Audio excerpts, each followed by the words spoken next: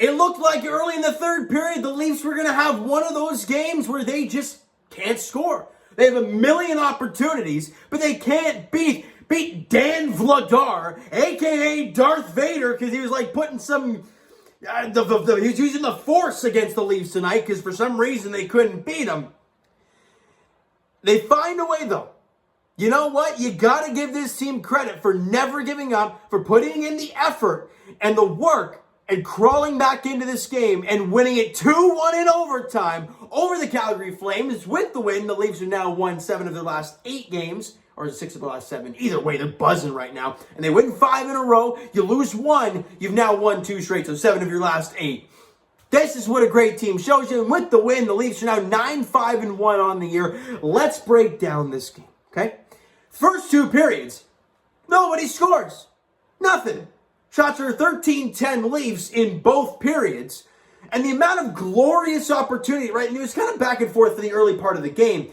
And then once you got to about the middle part of the second period, the Leafs start dominating zone time, get chance after chance after chance. And I'm like, who the heck is Dan Vladar? Like, my God, who is this guy? It's like the Blue Jays. When you face a guy you've never seen before, they somehow get lit up. Dan Vladar, who? He's going to find a way to stymie you with these great 4 players this team has. And we go into the third period, and I'm thinking to myself, I'm like, look, the way this game is about to end, or at least it feels like it, it's going to be some greasy goal, right? It's going to be one that's going to bounce off 3 different dudes or go off a guy's face, or it's going to be some terrible greasy goal that's going to win this game. Or it's going to be a very unlikely source. Well, it definitely was an unlikely source. Johnny Gaudreau, definitely not, but a beautiful saucer pass to Oliver Shillington, who had 1 goal on the year going into this. And by the way, he is a defenseman. Streaking down the lane, he's got a beautiful feed from Gaudreau, leads him on a partial break, and he goes to the back end. He beats Jack Campbell. 4:55 into the third period, and I'm thinking to myself, are you kidding me? The Leafs have flat out dominated zone time, dominated play, dominated chances. Like, it's just been flat out insane. And Oliver Shillington, is he really going to be the guy that is going to win this game for the Calgary Flames? Well, the answer to that was a hard no. Because a mere, 8 minutes after that, who has the puck behind their end? Oliver Shillington. What does he try to do? Well, he tries to flip the puck out of the zone. What happens? He doesn't do it well. He flubs it. It lands on the tape of Kerfoot, who dishes it over to Willie Nylander, who winds up, rips the one-timer, and he beats Darth flippin' Vader. And the Leafs have tied the game. And it wasn't a greasy goal. It didn't bounce off 4 guys. It didn't go off some dude's face.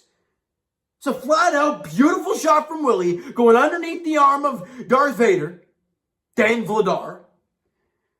And the Leafs have tied it.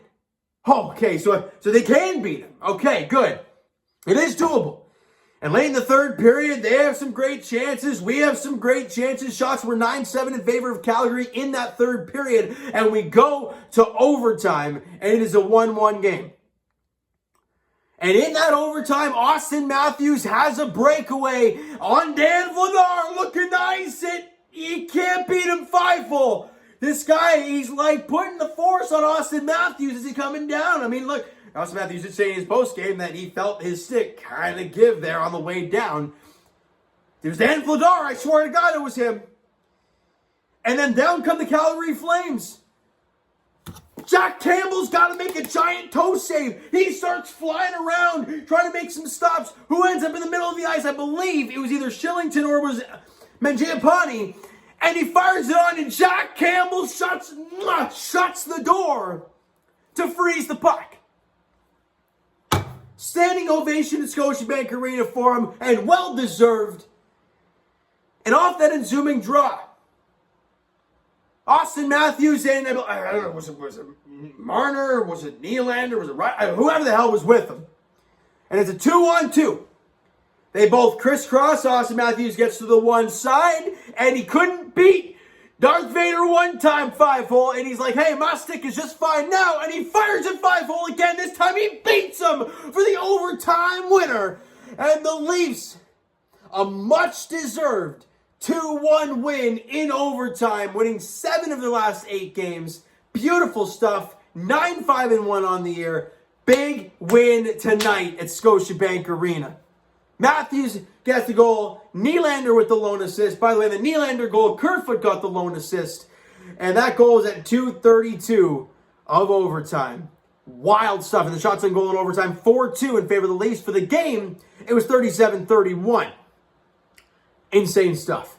Special teams-wise, 0-for-1 with the Calgary Flames, which I thought was a ridiculous penalty anyways. And the Leafs were 0-for-3 on their power play. I want to get your guys' take, though, on that penalty. On the one penalty for Calgary. It was Lucic, right? I mean, I'm not complaining because, whatever. We always hear, oh, they had 3 power plays. We didn't have any. They got to even it up. Well, obviously they can't do that. Remember that guy that was mic'd up and he literally said that? He got fined or he got suspended or whatever because you can't do that. And Lucic has the puck. It looks like he's going to have a little bit of a break, but he's so damn slow. Kasha catches up to him and gives him the one-handed stick right on the puck. Knocks the puck to the side. And it may have hit Lucic's leg afterwards. But that's called a follow-through. And Lucic goes down. And I'm thinking to myself, I'm like, okay, hold on a second. How big is that? He's at like 6'5", 6'4", 250. How big's Kasha? What, like $120? Okay, obviously not. That's a very big exaggeration. But how in the world does he go down? Well, he knows he's slow. He knows he's not going to beat anybody. So once he feels contact, he's going down. And he did. And he got the call. Pretty wild stuff. They obviously don't get anything on that power play. In fact, the best chance on that power play was a short-handed chance by the Leafs. Marner and Muzzin rips one off the post. So we go to overtime. Pretty wild stuff there. Now, players of the game, you can talk about it. I'll give it to Darth Vader, Dan Vladar, because he played a heck of a hockey game today. Jack Campbell, though,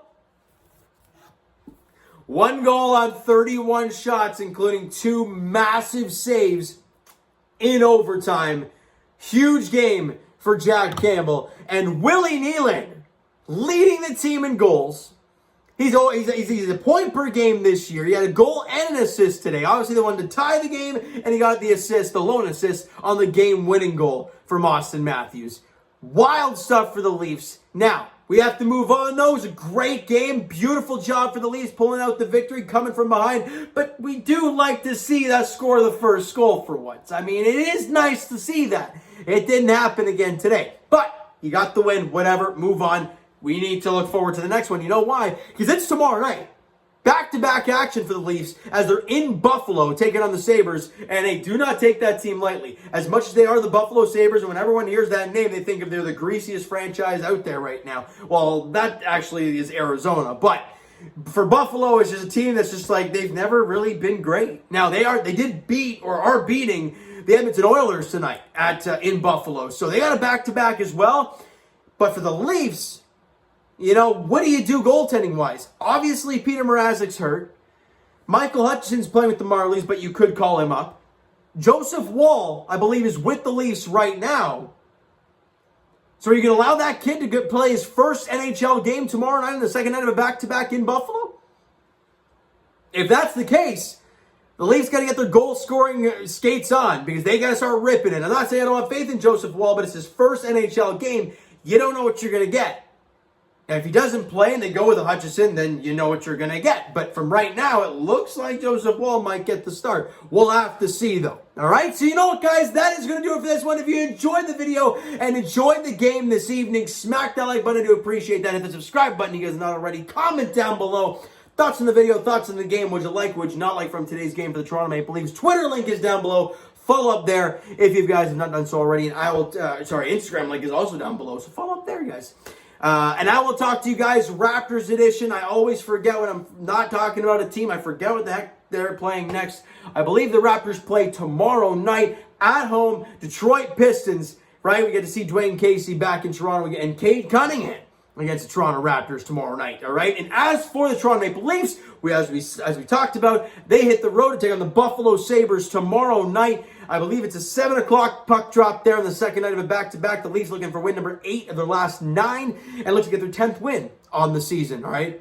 And it's not easy in the second night of back-to-back. And if Joseph Woll starts, the Leafs got to get their playing hard shoes going, all right? So you know what? Thank you guys for listening and watching. I hope you enjoyed the video. We'll talk to you guys then.